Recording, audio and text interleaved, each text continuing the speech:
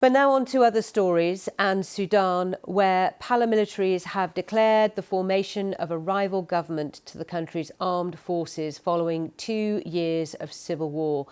The UN has declared the conflict the world's worst humanitarian and displacement crisis. Speaking at a peace conference in London, its top refugee official warned ignoring the situation will have catastrophic consequences. As mentioned, it's been 2 years now since fighting erupted in Sudan's capital Khartoum between the Sudanese armed forces and the paramilitary Rapid Support Forces. Since then, the country's been trapped in an internal power struggle between the two sides, leaving tens of millions of people in desperate need of aid. Well, our chief international correspondent, Lise Doucet, reflects on what was said at the conference in London. Well, Britain's Foreign Secretary David Lammy said that this conference was called here in London because the eyes of the world should be on Sudan. And he's absolutely right on that point. Sudan's war is the worst in every way. The world's worst humanitarian crisis, the world's worst displacement crisis, 13 million people on the move. Also accusations of sexual violence on an industrial scale, repeated accusations of war crimes, even possible genocide.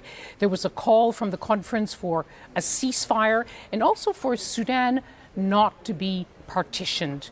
But the warring parties, not even Sudanese civil society groups, were around the table, which brought together all of the international actors, including countries like the United Arab Emirates and Kenya, who are accused of backing the Rapid Support Forces, the RSF, even though they deny it. And even as this conference was taking place, the RSF had launched a major offensive against the town of Al-Fasher in the west of Sudan. It's the last bit of territory in that part of Sudan, which is still in government hands.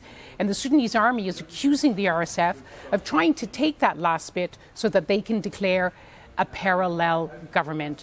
So for all of the fine words which came out of this conference, there is no sign yet that these two warlords, the head of the armed forces, General Burhan, his rival, the head of the Rapid Support Forces, General Dagalo, known as Hemedti, are ready to lay down their arms. And also not enough sign that the powerful countries, so many countries on either side of this war, are ready and able and willing to put enough pressure on these antagonists in order for them to stop this huge crisis unfolding in Sudan.